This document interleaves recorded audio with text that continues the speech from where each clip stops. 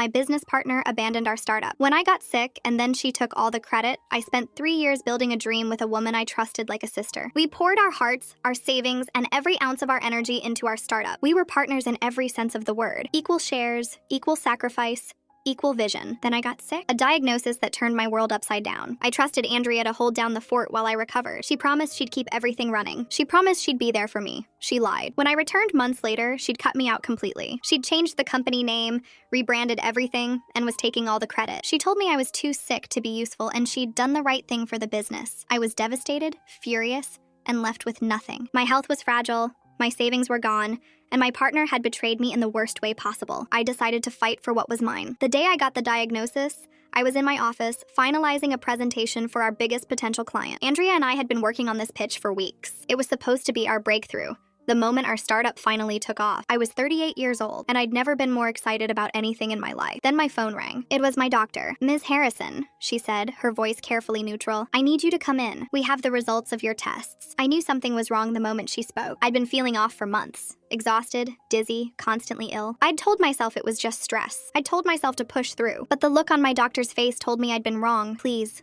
I said, my voice barely a whisper. "Just tell me." "There's no easy way to say this," she said. "You have a serious autoimmune condition. It's going to require aggressive treatment. You're going to need to take time off work." I felt the world tilt beneath me. Time off work. Our startup was still in its infancy. We were barely keeping our heads above water. I couldn't afford to take time off. "How long?" I asked, my voice shaking. "We're looking at 6 months to a year," she said. "At least." I hung up the phone and sat in my office, staring at the wall. 6 months to a year. Our startup couldn't survive without me for that long. Andrea would have to carry the weight alone. I'd have to trust her with everything we'd built. I called Andrea that evening. She answered on the first ring, her voice bright and cheerful. "Hey boss, what's up? Did you finish the presentation? I need to tell you something," I said, my voice heavy. "I saw my doctor today. I have a serious illness.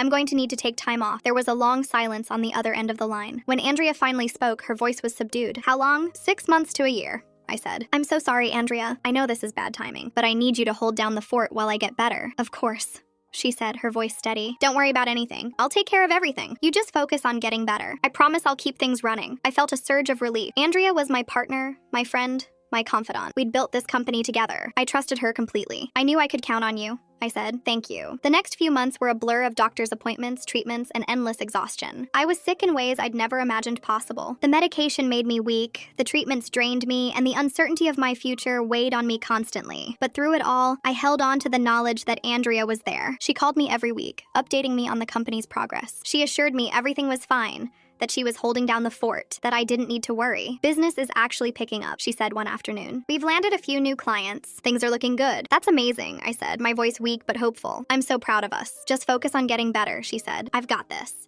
I didn't suspect anything. I didn't have any reason to. Andrea was my partner. She was my friend. I trusted her with my life.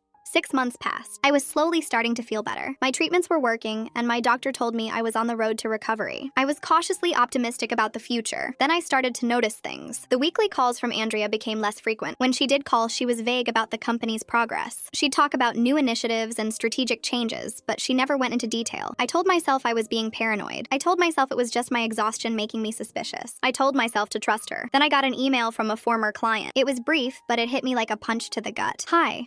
Just wanted to let you know how impressed I am with the new direction of your company. Andrea has done an amazing job rebranding. I wasn't sure at first, but I think the name change was a great move." I stared at the email, my heart pounding. "Name change? What name change?" Andrea hadn't mentioned anything about rebranding. I called Andrea immediately. She answered on the second ring, her voice cautious. "Hey, how are you feeling?" "I was just about to call you. I got an email from a client," I said, my voice cold. "They mentioned a name change." "What's going on, Andrea?" There was a long silence on the other end of the line. When Andrea finally spoke, her voice was careful, measured. "I've been meaning to talk to you about that. I made some changes to the company. I thought it was for the best." "What kind of changes?" I demanded. "You can't just change the company name without consulting me. I'm a co-founder. I'm your partner." "I know," she said, her voice hardening. "But you've been out of the loop for months, Avery. I've been the one running things. I've been the one making the decisions. And I had to do what was best for the business." I felt the blood drain from my face. "What are you saying? That I'm not part of this anymore?" "Avery, I'm just being realistic," she said. "You're sick. You've been gone for months. The business moved on." I moved on. "I'm sorry, but I couldn't keep waiting for you to come back." I hung up the phone, my heart shattering into a million pieces. Andrea had cut me out. She'd stolen my company. She'd betrayed me when I was at my most vulnerable. I sat in my apartment, staring at the wall, feeling the weight of everything crush me. My health was fragile, my savings were gone, and my partner had betrayed me in the worst way possible. I was done being a victim. I was done letting people take advantage of me. I was going to fight for what was mine. The days after my conversation with Andrea were some of the darkest of my life. I was still recovering from my illness, still weak and exhausted, and now I had to face the betrayal of the person I'd trusted most. I spent hours staring at the ceiling, replaying every conversation, every promise, every moment of our partnership. I'd been so blind. I'd been so naive. My husband Thomas was my rock. He held me when I cried, listened when I raged, and helped me see that I wasn't alone. "We'll figure this out," he said. "She can't just steal your company. There are laws. There are contracts. We'll fight her." I knew he was right, but the fight felt overwhelming. I was still sick, still weak, still trying to recover. The thought of a legal battle was exhausting, but I couldn't let Andrea get away with it. I couldn't let her steal everything I'd worked for. I started by gathering evidence. I went through every email, every contract, every document related to our partnership. I found the original agreement we'd signed, the one that stated we were equal partners with equal shares. I found emails where Andrea had promised to keep me informed. I found proof that she'd made changes without my consent. I called a lawyer. Her name was Margaret Chen, and she was a fierce, no-nonsense woman who specialized in business disputes. She listened to my story without interrupting, her face unreadable. "Ms. Harrison," she said when I finished, "this is a clear case of breach of contract and fiduciary duty. Your partner has violated the terms of your agreement. She's acted in bad faith. You have a strong case." "But what if I can't afford to fight her?" I asked, my voice shaking. "My savings are gone. I've been sick for months. I don't have the money for a long legal battle." Margaret smiled, a sharp, determined smile. "Don't worry about that. We'll structure the fees so you only pay if we win, and we will win." I felt a surge of hope. For the first time in months, I felt like I had a fighting chance. The next few weeks were a blur of legal meetings and emotional turmoil. Margaret and I built a case, gathering evidence, preparing witnesses, and planning our strategy. Andrea, meanwhile, was still running the company, still taking credit for my work, still pretending I didn't exist. I tried to reach out to her one more time. I called her, my voice calm but firm. "Andrea, I'm willing to settle this outside of court. Give me back my share of the company and we can walk away from this." She laughed, a cold, dismissive sound. "You don't have a share anymore, Avery. You abandoned the company. You abandoned me. I built this business on my own. You don't get to come back and take credit for something you didn't do." "I didn't abandon anything," I said, my voice rising. "I was sick. I trusted you to take care of things, and you betrayed me." "I did what I had to do," she said. "If you want to sue me, go ahead, but you'll lose. I have the better lawyers. I have the better case. And I have the company." She hung up before I could respond. I sat in my apartment, my hands shaking with rage. Andrea was so confident, so sure of herself. She thought she'd won. She thought I'd just give up. She was wrong. The legal battle began in earnest. Andrea's lawyers tried to argue that I'd abandoned the company, that I'd failed to fulfill my obligations, that I'd left Andrea to do all the work. Margaret countered with evidence of my illness, my treatment, and my repeated attempts to stay involved. It was exhausting. Every day brought new documents, new depositions, new arguments. I was still recovering from my illness, and the stress was taking its toll. But I couldn't stop. I couldn't let Andrea win. Then, in the middle of the legal battle, I got a call from a former employee. She'd worked with us in the early days, and she'd stayed in touch with Andrea. "Avery," she said, her voice hesitant, "I think you should know something. Andrea has been lying to investors. She's been telling them that you were never really involved, that you were just a figurehead, that she built the company on her own. She's been siphoning money from the accounts, too." I have proof. I felt a surge of vindication. Andrea had been lying to everyone. She'd been stealing from the company. She'd been covering her tracks. I told Margaret about the call, and she immediately launched an investigation. We uncovered a web of lies and deception. Andrea had been inflating expenses, hiding income, and diverting funds for her own use. She'd been living a double life, pretending to be a successful entrepreneur while stealing from our company. The evidence was damning. There was no way Andrea could talk her way out of it. The day of the trial arrived, and I was terrified. I'd never been in a courtroom before. I'd never had to fight for something so important. But as I walked into the courtroom, I felt a strange sense of calm. I was ready. I was ready to fight for what was mine. Andrea was already there,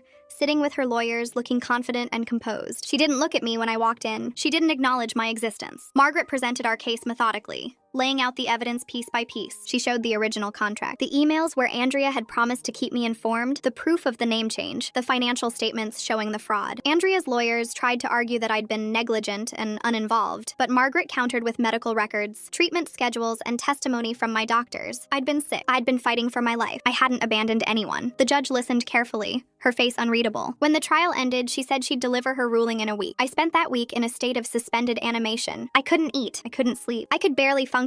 Thomas stayed by my side, holding me, reassuring me. "Whatever happens," he said, "I'm proud of you. You fought for what was right. That's all that matters." I wanted to believe him, but I also wanted justice.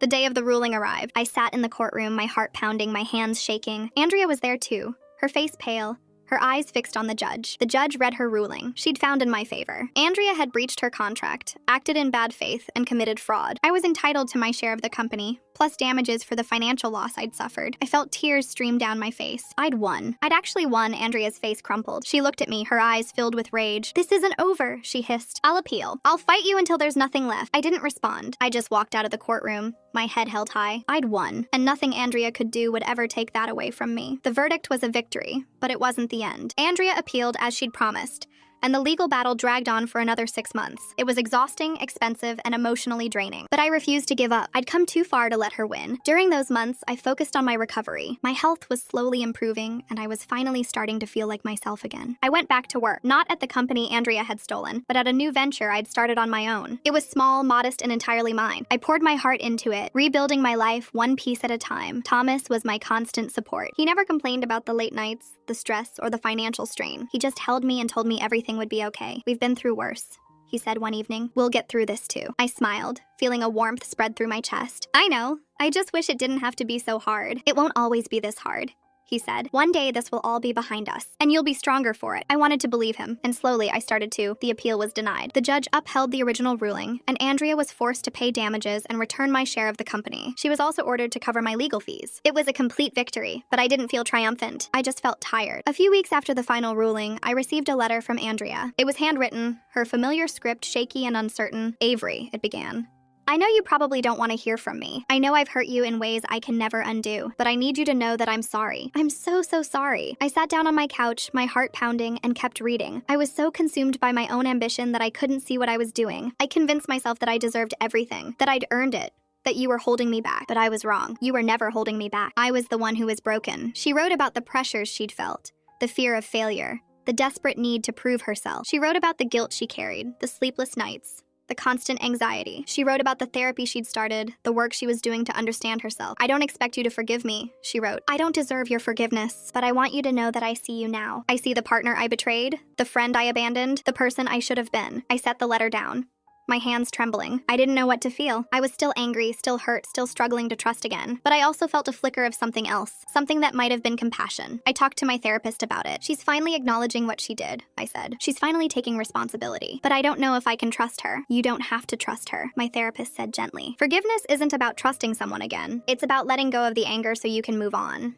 You can forgive her without letting her back into your life." I thought about that, about the weight I'd been carrying for so long. The anger, the resentment, the constant replaying of everything that had happened. It was exhausting. I was tired of carrying it. A few weeks later, I wrote back to Andrea. I kept it brief. "Andrea," I wrote, "thank you for your letter. I'm glad you're getting help. I'm glad you're starting to understand what you did. I don't forgive you. Not yet. But I'm done being angry. I'm moving on with my life. I hope you can do the same." I didn't hear back from her. I didn't expect to. I continued to rebuild my life. My new business was growing slowly but steadily. My health was improving. My marriage was stronger than ever. I was starting to feel like myself again, maybe even a better version of myself. One evening, I received an invitation to a networking event for female entrepreneurs. I almost didn't go. I was still wary of the business world, still cautious about trusting people, but something made me say yes. The event was held at a beautiful venue, filled with women who were passionate about their work. I found myself surrounded by people who understood what I'd been through, who'd faced similar struggles, who'd emerged stronger on the other side. I met a woman named Patricia, who'd been through a similar betrayal. We talked for hours about our experiences, our challenges, our hopes for the future. She became a friend, a mentor, and eventually a business partner. We started a new venture together, a company built on trust, transparency, and mutual respect. It was everything my first company should have been, and for the first time in a long time, I felt truly hopeful. I thought about Andrea sometimes. I wondered if she'd found the peace she was looking for. I wondered if she'd learned from her mistakes. I didn't wish her ill. I just wished her well, from a distance. I thought about everything I'd been through.